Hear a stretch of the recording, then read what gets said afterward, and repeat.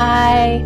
I think we've all had this student. They talk a little much in class. They ask a few extra questions or talk about things that are not quite related. They might laugh or sigh a lot. So it's a little disruptive to the other students in the class. Today we're going to talk about how to deal with that student. My name is Sarah Fisher.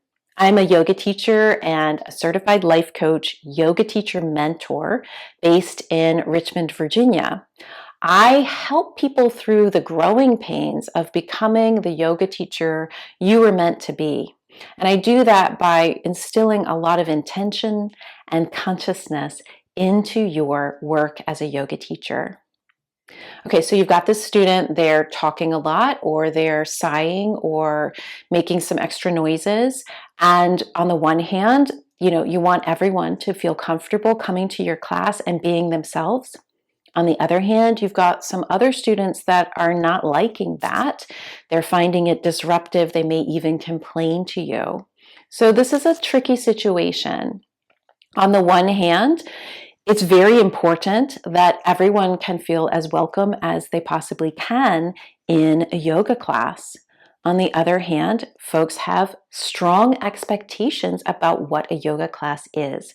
So, for you as the yoga teacher, you have a lot to do to set the tone and create an environment where this can work for everyone.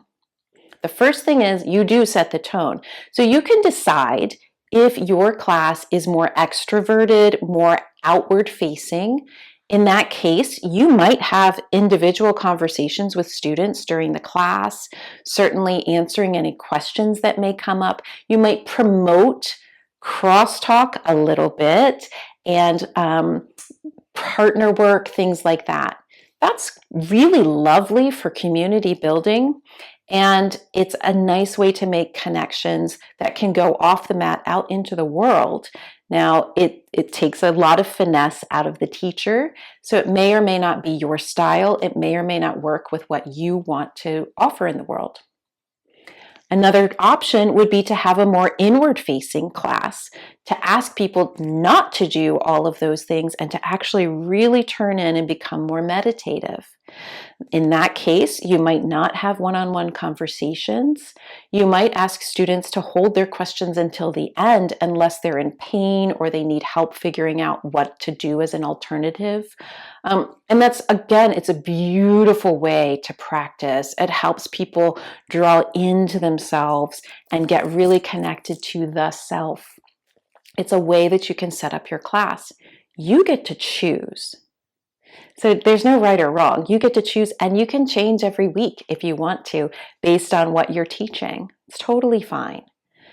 But then what do you do with that student who perhaps it is a more inward-facing class and they're talking, they're interrupting? This is the time to draw on a skill that we build in meditation. That skill is beginning again. We say begin again.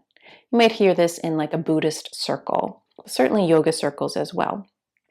Begin again is when you take your mind from wherever it's been and you bring it back to the task at hand. It is about strengthening your attention and placing it where you want it. How do you do that? Well, you just say, oh, let's begin again. Students, let's begin again. Class, let's begin again. Let's pause and begin again. Just whatever, in the middle of whatever you're teaching. Pause, begin again, take your right foot into the air. It's that simple. And it will help if you teach folks what begin again is and how to do it. So you would do that at the beginning of your practice. You'd say, hey, today we're going to start learning a skill that you can use on the mat and off. It's called begin again. For begin again, we take a deep breath in. And as you exhale, you empty out anything that's getting congested or contracted or irritated. Irritated is a great word because they are probably becoming irritated with each other. Anything that's becoming irritated, allow that to empty out. Turn your attention back to your practice and begin again. So we would do this in meditation all the time. Your thoughts go off onto a tangent, and then you go, oh, right, I've been thinking about my sister-in-law. Whew. Begin again. Back to meditation, whatever it is you're meditating on. It's the same now, you just bring it into this embodied practice of your asana. This helps on two different levels. It helps the student who is making all those vocalizations. A lot of times folks in that position, they haven't strengthened the container of their bodies yet. And the yoga brings up a lot of intensity physically. It could be emotionally intense. It can be uncomfortable. And one way to disperse some of that intensity is by letting it out of their mouths, by saying something. And so it's a way to dispel that. And they may feel that they need to do that. That could be very important. So what you're doing when you say begin again is inviting them to come back to themselves. Like they may, when they say something and it goes out, they've gone right out with it. You're inviting them back to themselves and to put their attention back in the practice. And it helps over time, it helps them do less of that blurting out that is not particularly relevant to class. And it helps them build the strength of the container because you're helping them strengthen their attention. It's not out here, it's not everywhere else, it's right here. And yoga has a strong work of attention. On the other side, for those students that are agitated by this one who keeps saying all the things, you're teaching them to come back to their practice as well. Whatever that person just said or did, drop it. Let it go. Aparigraha, right? Don't grasp it. Let that go. Come back to your practice. Strengthen your attention. Come back to your practice. We don't want to make anybody wrong. We don't want to make anybody bad, right? We want to find ways that we can all come together in community. So you're teaching both the one person and the group about coming back and what we are focused on.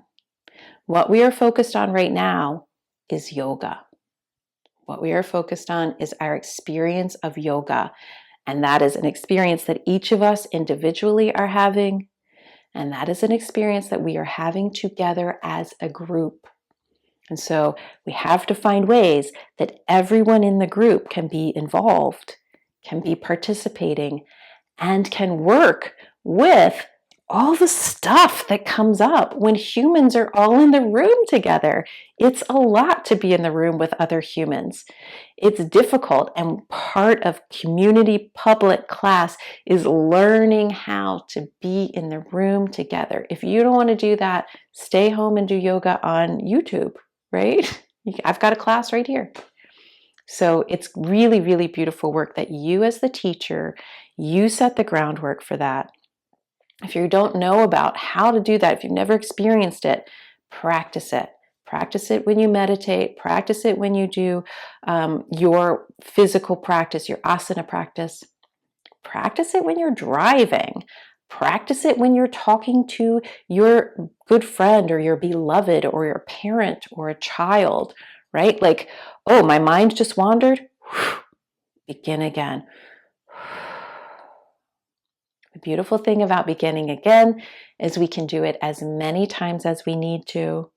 It will get easier, and it builds such a strong container inside of you and strong attention that you can then direct wherever you want your attention to be.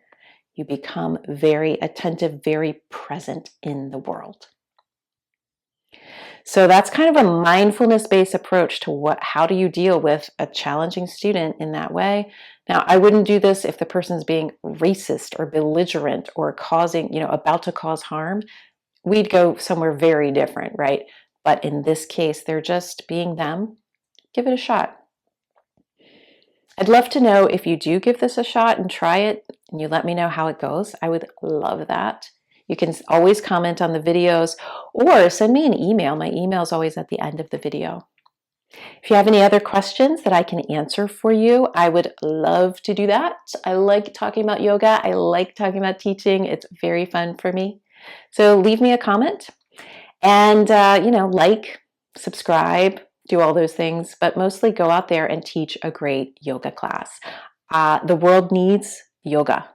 And it needs your spin on yoga, and it needs you to find ways that help everyone be in the room together so that we can create communities that are strong and connected.